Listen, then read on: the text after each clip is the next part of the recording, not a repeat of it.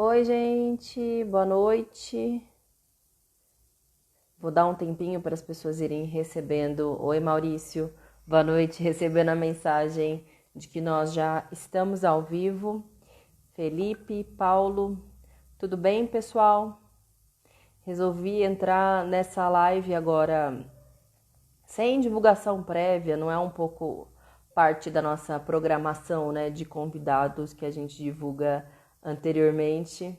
Tem a ver com um projeto que a gente vai implementar nesse final de semana, que é abrir as minhas redes sociais para que a Luana Alves, que é uma militante do movimento negro, da Rede Emancipa de Educação Popular, e também é militante do PSOL, trabalhadora do SUS, enfim. Ela vai ocupar minhas redes sociais nesse final de semana para apresentar um pouco da militância, das atividades que ela desenvolve, debater política, conjuntura, luta antifascista, luta antirracista, e para explicar um pouco para vocês qual é a ideia e também para que vocês conheçam a Luana antes que ela comece a tomar conta das minhas redes. Já a partir de amanhã eu vou apresentar ela um pouco para vocês, eu trocar uma ideia com ela agora à noite, se ela entrar aqui na live, que eu estou esperando ela entrar para eu poder chamar para bater um papo, para apresentar para vocês, enfim, um pouco do trabalho que ela desenvolve, da militância e também do debate de conjuntura tão necessário de ser travado de maneira geral. Mas, gente, antes da Luana entrar, então eu vou falar um pouco sobre a live que a gente teve no dia de hoje. Muita gente me mandou muitos questionamentos sobre ela, porque da necessidade de renovação e de ampliação do auxílio emergencial para que ele se torne uma renda permanente, uma renda básica de fato para a população mais vulnerável. Vocês devem ter acompanhado a apresentação prévia já do governo Bolsonaro. Oi, Lu, tudo bom? Oi, Que cabelo Sâmia, bonito, brincos bonitos, tudo bem? obrigada. Tudo bem com você? Você estava Tudo contando da bem também. delação. Pode Eu terminar comentava, que eu também quero tá? Não, eu escutar. vou passar a bola para você comentar sobre isso também, porque hoje à tarde eu fiz uma live organizada pela liderança da minoria da Câmara sobre a necessidade de implementação de uma renda básica permanente no nosso país, porque a primeira batalha agora, na verdade, a primeira, eu considero que são três etapas, né? A primeira delas é garantir que as milhões de pessoas que têm direito ao auxílio emergencial, mas não conseguiram ter acesso por burocracia, por indisposição do governo, por pura arbitrariedade, que todas elas não tenham o seu direito negado, ou seja, a gente está numa luta para fazer um levantamento de quais são as motivações, de onde está vindo essa negativa do governo, se está parando no Dataprev, se está na Caixa, se tem alguma orientação, inclusive do próprio Ministério da Economia, para que essas milhões de pessoas não sejam mais lesadas. Sabe, Lu, que dentre as pessoas lesadas estão principalmente as mulheres, chefes de família monoparentais, porque de todas as pessoas que tiveram acesso ao auxílio, somente 4 milhões são mulheres dessa categoria, que são justamente aquelas que podem ter direito ao duplo benefício, estão tendo o seu direito lesado. A segunda etapa, Lu, eu considero que é a renovação do auxílio emergencial até o final do ano. Você deve ter visto, o Bolsonaro negou a continuidade dos R$ 600. Ele está dizendo que vai Uhum. ser vão ser três parcelas, né, de 500, 400 e R$ 300, e que ele pretende transformar isso numa renda Brasil, ele está chamando. Ou seja, que é para juntar com o Uhum. Bolsa Família, para reduzir o valor e reduzir o número de beneficiados, na verdade. E Uhum. aí tem uma terceira etapa, que na verdade todas elas em conjunto, né, agora, que é construir em toda a sociedade brasileira a necessidade de uma renda permanente, porque os Uhum. impactos econômicos da pandemia são imensos, principalmente sobre a população mais vulnerável. E aí é por isso Uhum. que eu quero passar para você, porque eu sei também que você está construindo junto com a Rede Emancipa uma campanha justamente pela renda permanente, que não foi uma ideia que veio do nada, né? Mas é uma necessidade do que as pessoas estão dizendo para vocês, principalmente no trabalho de solidariedade ativa, enfim, acho que podemos começar com isso, vou passar para você. Exatamente, Sâmia. Primeiro, obrigada pelo convite. Eu acho que começar com esse tema é absolutamente necessário.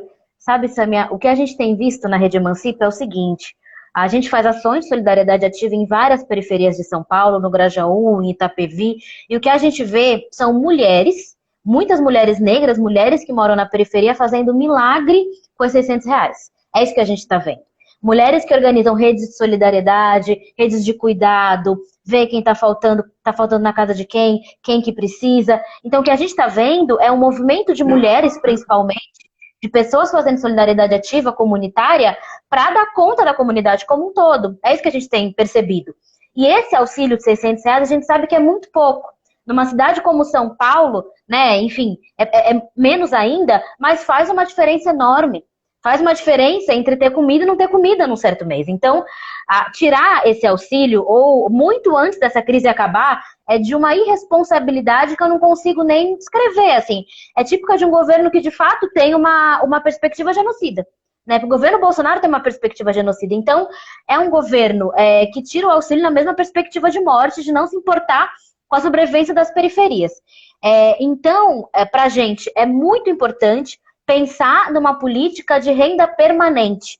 Né? A gente não quer que seja só um auxílio emergencial. A gente acha que tem total condição de ser uma renda permanente. Né? Existe aí um setor do governo, que é o que dá linha do governo, que é o setor do Paulo Guedes, que você bem conhece, né? Que é o setor do austericídio, é o setor da morte, é o setor que vê pessoas como gasto, né? E não como gente que tem direito de viver, de trabalhar, de ter acesso a direitos. E a gente sabe que esse setor ganha força dentro do governo. Mas a gente sabe também, olhando pessoas como você, olhando pessoas como Fernanda Melchiona, como a própria Undina, como mulheres parlamentares da oposição, a gente sabe que tem espaço. Tem espaço para batalhar por uma renda permanente básica, né? A gente sabe que a gente da Rede Emancipa pensou, olhando, né, para a estrutura tributária brasileira, que é uma estrutura tributária injusta. É uma estrutura tributária que pune os assalariados, né? Que pune as pessoas que ganham menos. Que os que são super ricos estão muito bem, né? Pagam menos imposto. Então, a gente mudar a estrutura tributária brasileira, fazer uma verdadeira revolução tributária, como em 2014 a Luciana Genro já dizia, né? Que ela usava esse termo, eu acho que é esse termo que a gente tem que usar, é super possível, né? A renda permanente é uma possibilidade, não é uma abstração, não é uma fantasia. É completamente possível, pensando no que é o tamanho da economia brasileira, o tamanho da força de trabalho brasileira, né? Então, é completamente possível a gente fazer isso. E seria algo que iria garantir exatamente a vida das pessoas, né? É o básico, é o mínimo.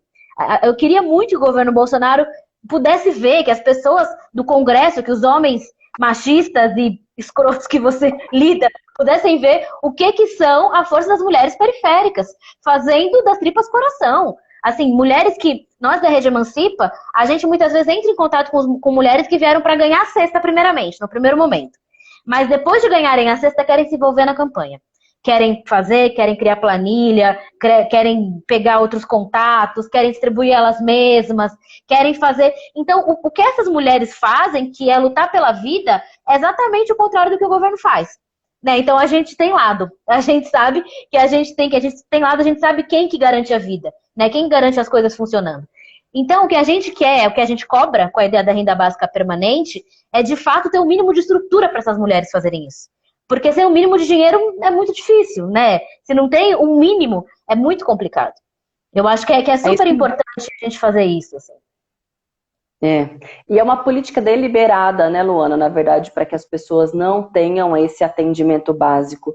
Com o levantamento que o pessoal da rede, da Renda Básica Cidadã, que é uma organização com várias entidades, ONGs, e com acompanhamento também da nossa bancada do pessoal, o levantamento que eles fizeram são cerca de 43 milhões de pessoas que estão dentro dos critérios exigidos pelo governo e que tiveram o acesso ao auxílio negado. Claro, muitas delas podem ter cometido algum equívoco de avaliação e de fato não se enquadravam nos critérios. Acontece que o percentual é muito acima do padrão daquilo que se fazia uma expectativa, ou seja, é muito acima do padrão de negação total de auxílios do INSS e de todo o serviço, toda a dinâmica de seguridade social. Então, por isso que é necessário fazer esse levantamento. E aumentou o número de pessoas que tiveram também negado o acesso ao Bolsa Família e a demais benefícios do INSS durante o governo Bolsonaro. São 1 milhão de pessoas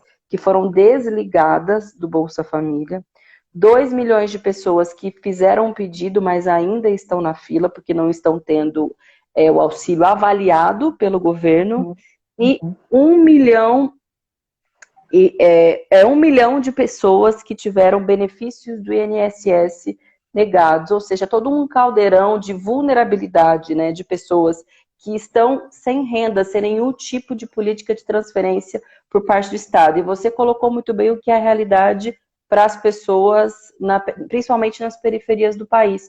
Mas isso também é uma burrice do ponto de vista econômico. Eles sempre querem colocar um elemento em contraposição ao outro, né? Ou seja, o social contra a economia, ou a saúde contra a economia. Mas essa lógica não faz sentido nem para aqueles que supostamente acham que o mundo só funciona por planilhas e que só existe a economia como se isso fosse dissociado da sociedade, porque se as pessoas não têm renda, elas não conseguem consumir, e isso é muito pior para a economia do país. Existe uma previsão, Lud, que no segundo trimestre vai ter uma redução de 10% do nosso produto interno bruto e não tem perspectiva de melhora, assim como as taxas de desemprego. São 2 milhões de pessoas que pediram seguro-desemprego desde o início da pandemia. Isso é um dado ainda do mês de maio. Então a situação é muito dramática. Então, se não tiver uma política permanente de Estado de atendimento da população mais vulnerável, vai ser primeiro um caldeirão de miséria, de vulnerabilidade, mas também a situação econômica do país vai piorar muito. E eu gostei muito de um elemento que você colocou, que diz respeito ao fato das pessoas nas periferias, principalmente das mulheres, fazerem um papel que muitas vezes o governo se nega a fazer. E esse é um elemento de sobrevivência que é uma marca não só da pandemia, né, Lu, mas é uma marca cotidiana das nossas cidades e principalmente das favelas e periferias. Exatamente, exatamente. Existe um governo que é absolutamente assassino, né? O que esses números que você dá, Samia, enfim, negar no INSS, de ter muita recusa, isso não é natural, isso não é gente que erra documento, não é gente que faltou. É obviamente uma política de Estado, né? Obviamente é uma política de Estado para diminuir gasto social, né? Que se vê como gasto, mas na verdade é o mínimo que faria as pessoas não só sobreviverem, mas movimentar a economia. Até do ponto de vista econômico, como você mesmo acabou de falar, faz muito pouco sentido, né? As pessoas não poderem nem gastar, não poderem nem... Então, uma política econômica, de fato, muito severa, muito severa. A gente, enfim, acha muito ruim, claro, uma política econômica de exploração, mas essa é uma política econômica das pessoas nem se endividarem, né? Um passo atrás do que já foi uma política econômica conservadora. Então, é algo muito cruel.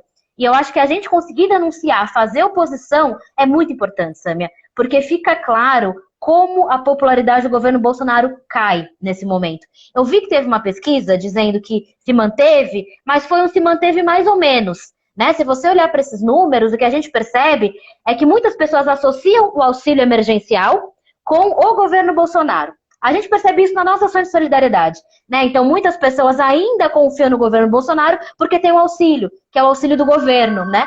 Como se, na verdade é o contrário. Na verdade, não é dessa forma, né? A gente sabe que o auxílio foi uma conquista de vocês, inclusive, mulheres deputadas, né? Se puder falar um pouco sobre isso. Sim, é isso mesmo. A gente conseguiu pela bancada do PSOL essa conquista através da apresentação de uma emenda de que as mulheres mães, chefes de família, ou seja, mães solos, né, que é boa parte das residências brasileiras que só tem a figura da mulher, da mãe, para a manutenção do lar, para que elas conseguissem o acesso ao duplo benefício. É justamente esse que está tendo o maior número de recusa, de negativa por parte do Estado brasileiro. Por isso esse levantamento, esse questionamento é tão importante. Mas, Lu, também queria aproveitar essa live contigo para te fazer uma pergunta sobre esse processo de reabertura, de flexibilização do isolamento social que o governador do estado, João Dória, mas também o prefeito da cidade de São Paulo, o senhor Bruno Covas, estão implementando.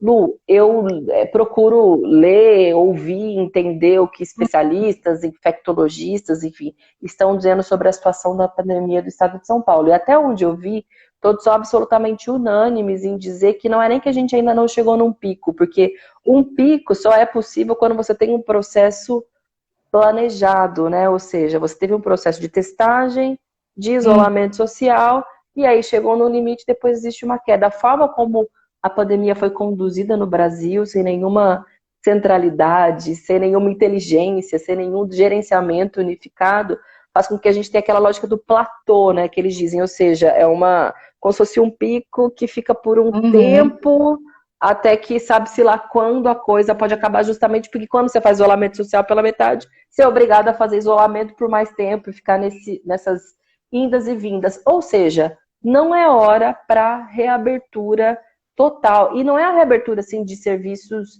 que são indispensáveis e essenciais para a sobrevivência, porque se tratasse disso, a gente poderia fazer essa discussão, mas é a reabertura de shopping center, bar e restaurante, que inclusive são serviços que estavam funcionando a delivery, né, à distância, já no contexto da pandemia. Então, você como trabalhadora da saúde, como militante do SUS, o que você tem a dizer? A gente sempre troca uma ideia para tentar entender um pouco o que está acontecendo do ponto de vista da pandemia, mas dias piores virão diante dessa irresponsabilidade que está em curso? É muito ruim dizer que sim, mas sim, né? Para começar, Sam, é que a gente está sem Ministério da Saúde há um bom tempo, né? No meio de uma das piores pandemias, de uma das piores doenças infecciosas desconhecidas nos últimos anos, nas últimas décadas, o Brasil, que é um país com 200 milhões de pessoas, que é um país que tem muito peso epidemiológico na América do Sul inteira, né? É um país que está sem o ministro da Saúde. A gente tem um ministério militarizado, com um ministro que declaradamente falou que não sabia direito nada de saúde, que na verdade não sabia que o Brasil ficava no hemisfério sul, né? Então, para a gente é uma situação muito grave, né? O que a gente percebe é que, de fato, a política de saúde do governo é tentar fazer os grandes empresários voltarem a ter lucro. Essa é a política de saúde do governo. Né? O que a gente percebeu no início foi, do ponto de vista político, um grande negacionismo do governo Bolsonaro, jogando justamente com a mentira, jogando com a farsa, que é uma especialidade do governo Bolsonaro, né? Jogar justamente com todo tipo de notícia de submundo da internet, do WhatsApp, para jogar falsidade, para jogar mentira após mentira, para as pessoas não entenderem o que estava acontecendo, né? Agora quer, enfim, um ministério que não é um ministério, né? Quer que a linha do governo seja a linha do Ministério da Saúde. A gente sabe que o Mandetta não era exatamente o nosso ministro da Saúde dos sonhos, né? Queria lembrar para vocês que o Mandetta foi o que assumiu dizendo que ia fazer planos de saúde populares, né? Que ia acabar, enfim, o SUS ia ser só para os... E votou a favor da emenda constitucional 95, né? Que congela investimento do SUS por 20 anos. Estava lá com o coletinho do SUS, né? Como se estivesse defendendo. Mas ainda assim, cumpria o mínimo que se esperava de qualquer pessoa da área da saúde num cargo que ele estava, né? Que era falar que a pandemia existia, o básico do básico, dizer que a doença existe, né? E que precisava fazer o isolamento social. Só por isso ele já foi tirado, né? O governo Bolsonaro não sustentou algo que pudesse, de alguma forma, desgastar a relação do governo com os grandes empresários, né? Então, o governo Bolsonaro também temeu qualquer desgaste político com a pandemia. E a maneira como ele achou de evitar o desgaste político com a pandemia foi fingir que a doença não existia. Então, para a gente isso é muito grave, porque o governo não se mobilizou de início para ter testes, né? Chegaram alguns testes rápidos bem no início, eu lembro da pandemia, em parceria com entidades privadas, né? Então, alguns hospitais particulares de São Paulo tiveram muito teste, demorou para chegar no SUS. Então, quando importou os testes rápidos, né? Quando trouxe para cá, na verdade, trouxe em parceria com grandes empresas, né? Então, foi uma distribuição muito desigual.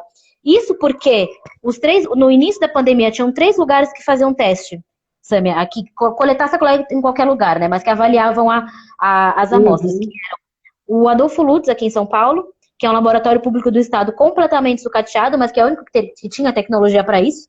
O laboratório da Fiocruz, no Rio de Janeiro, que é uma referência, né, em saúde pública, em epidemiologia, em entender a determinação social dos processos de saúde, que é uma referência mundial, que hoje é vista como inimiga por esse governo. Na Fiocruz, tinha lá, e tinha o Evandro Chagas no Pará, que também é um laboratório de referência. Então, só tinha esses 3 lugares, todos sucateados. Então, o governo teve que, inicialmente, trazer testes que vieram de uma forma desigual, né? Então, muita gente tendo que pagar, muita gente, né, não tendo acesso. Hoje, o fato da gente ter tido essa dificuldade dos dados no início criou toda uma situação muito complicada para agora, né? Porque a gente sabe que, enfim, que os números seguem aumentando, mas a gente tem pouca possibilidade de saber a veracidade deles. Nenhum país sabe, de fato, né, o número exato, porque, enfim, é um vírus e muita gente é assintomática, normal. Mas o nível da nossa subnotificação é muito preocupante, né? Muito preocupante. Então, o que a gente está vendo agora é que, com base nessa não informação, com base nessa falta de dado que é mais confiável, o governo vai tentar reabrir tudo e colocar as pessoas para se exporem. Né? A gente sabe que o governo Bolsonaro tem uma estratégia, entre muitas aspas, uma estratégia epidemiológica que ele chama de imunização de rebanho, que é um termo muito chulo para falar de que, enfim, para todo mundo se contaminar, né? Porque imunização de rebanho seria todos se contaminarem, quem tiver que morrer, morre, e a gente consegue se livrar rápido. Né? Então é o seguinte, você não vai tentar conter o vírus, você vai contar com a defesa natural das pessoas, e conforme, sei lá, em poucas semanas, o que vai acontecer é que todo mundo já vai ter criado alguma imunidade. Mas os que não vão ter criado, os que vão ter o desfecho mais letal, eles não vão ter nenhuma chance. Né? Essa medida enfim, da imunização de rebanho, na verdade, ia sobrecarrega o sistema de saúde, cria mais morte, né? E implica em não parar a economia. Essa era a estratégia do governo Bolsonaro. Que é uma estratégia, eu não tenho nem palavras, né? Ele usa o exemplo da Suíça, que a Suíça tentou a estratégia da imunização de rebanho, e de fato tentou, mas num país que tem um índice de habitante por leito de UTI, uma forma de moradia que é outra, né? Você não tem lugares que tem pouco saneamento básico como aqui. Você não tem uma falta de acesso a leito de enfermaria de UTI como tem aqui. Lá, de fato, e mesmo assim, mesmo num país com qualquer estrutura, se arrependeu de fazer a estratégia da imunização de rebanho. Porque se viu que não era a melhor forma, que era melhor fazer um lockdown por algumas semanas. Então, num país como o nosso, tentar essa estratégia, mesmo que não falada, é muito cruel. Assim, é muito perverso. É muito perverso. Sim. Lu, tem bastante gente entrando agora, dando boa noite, comentando um pouco sobre as coisas que a gente está conversando. Pessoal, eu tô aqui com a Luana Alves. Ela é psicóloga, militante do SUS, trabalhadora da saúde.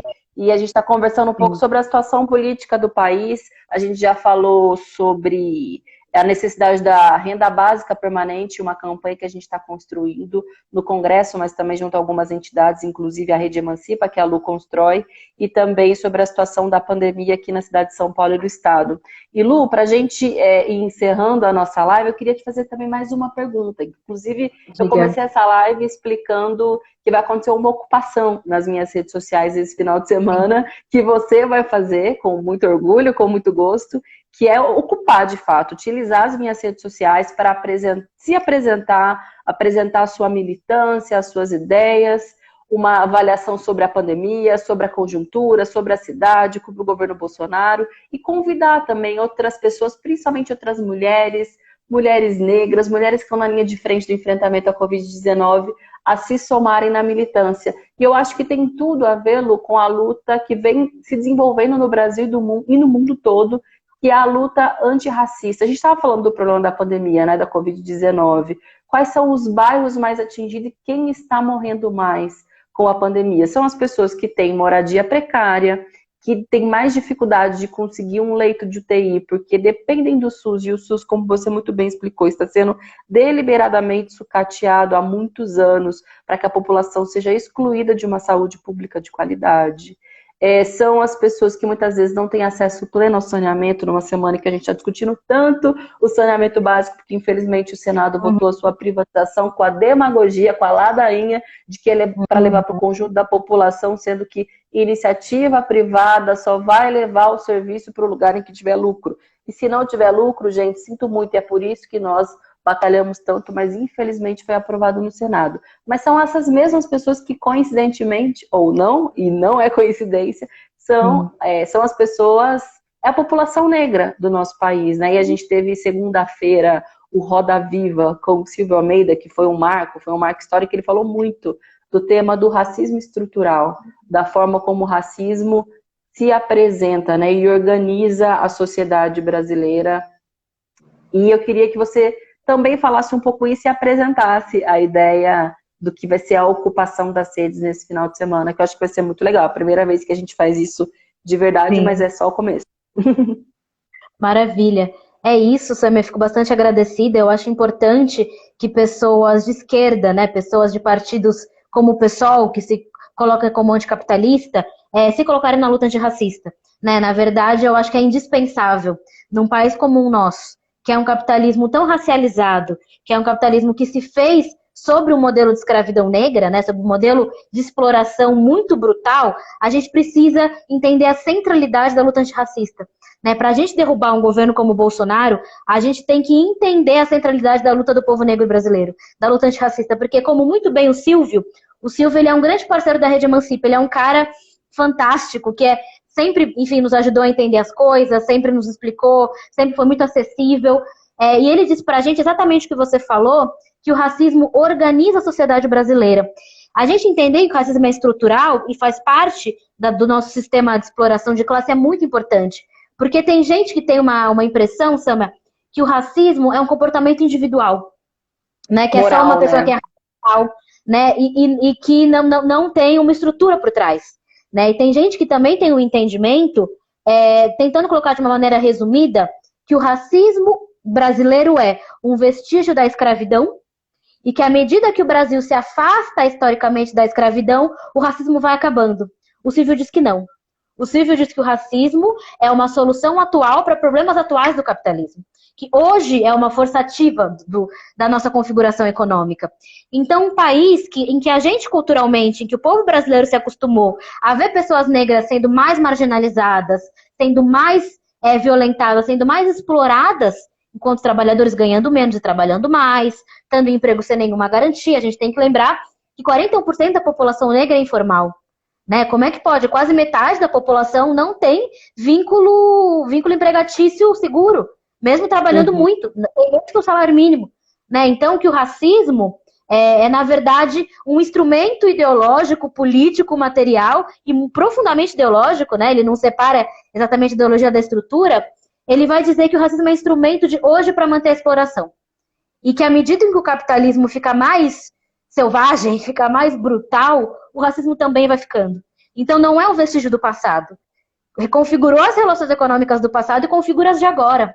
Né? E a gente combater o racismo é central para combater governos autoritários. Não é à toa, Sâmia, que foi no governo Trump, que é um neofascista, para chamar desse jeito, é um racista assumido, assim como o Bolsonaro, foi no governo dele que a população negra se levanta, da maneira como se levanta.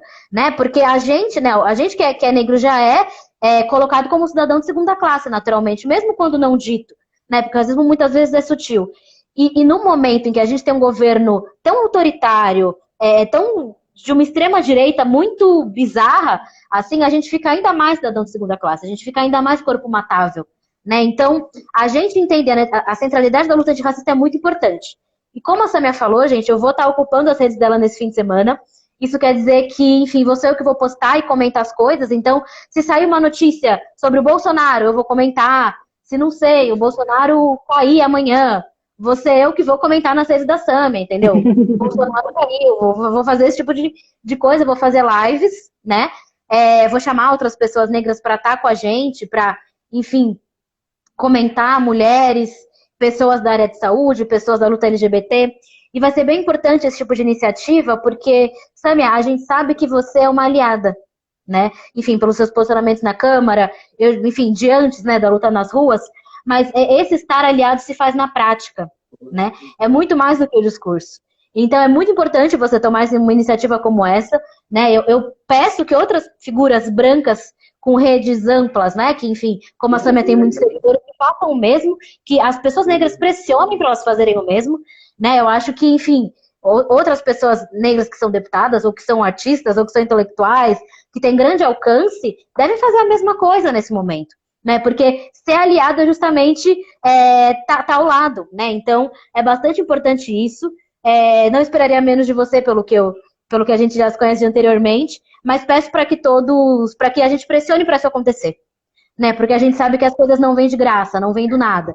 As coisas vêm com muita luta, com muita pressão, né? Acabei de ver uma notícia agora, Samia, que a cidade de Minneapolis dissolveu o departamento de polícia, né? Então vai virar eu achei incrível o resultado da luta na rua, da luta popular que está em curso há algumas semanas, faz mais de mês já, né? Que Estados Unidos completamente tomado, assim. Bota a luta, bota a luta. Então, é isso, né? A luta muda as coisas, né? Quando você diria que uma cidade conservadora ia votar a dissolução do seu departamento de polícia, seria inimaginável até um mês atrás. Né? E então, é muito inspirador e necessário para o Brasil, porque a gente sabe que a estrutura da polícia aqui também é absolutamente violenta, racista e repressora, que é, inclusive, eu tenho certeza, um dos temas que você vai abordar nesse final de semana. E, Lu, uma coisa que muita gente me diz, já pensando no processo eleitoral de outubro de 2020, outubro não, né, gente? Muito provavelmente vai ser adiado, inclusive, por conta da pandemia, novembro e dezembro. Mas é porque procuram figuras femininas, figuras feministas fortes, militantes, para serem as suas representantes nos espaços de poder, né, que são tão dominados pela elite econômica do Brasil e na cidade. E por isso também, Lu, você vai, com muito orgulho, muita honra, ocupar as minhas redes nesse final de semana, que é para poder apresentar a sua militância, para que as pessoas conheçam as suas ideias e apresentar o movimento em torno da sua pré-candidatura, né? Que já está se construindo. E eu falo o movimento porque é disso que se trata, gente. Ó, Partido Socialista, militantes que se lançam como candidatos só conseguem ter uma construção e uma estrutura mínima a partir disso, do envolvimento e de um movimento que se constrói. E nesse caso está sendo feito por coletivos de trabalhadores da saúde, do movimento negro, do coletivo feminista. É por isso também que quero que vocês acompanhem para depois seguir também fortalecendo as redes da Lu e a gente fazer disso um movimento, uma corrente também de redes sociais. Certo, Lu? Perfeito, Sam, é isso mesmo.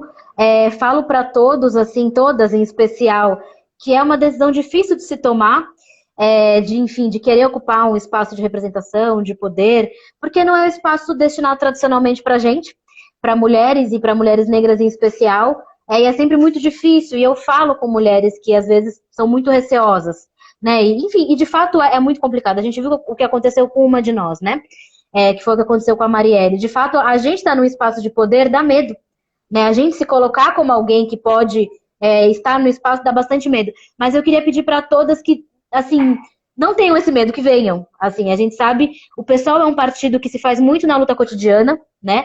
O PSOL é um partido que apoia candidaturas populares, candidaturas de pessoas que estão em processos nos seus bairros, em locais de trabalho. Então, peço que, se estiver insegura, se estiver pensando com isso, fala com a Sâmia, fala comigo, em qualquer cidade. Vamos trocar ideia, vamos tentar fazer.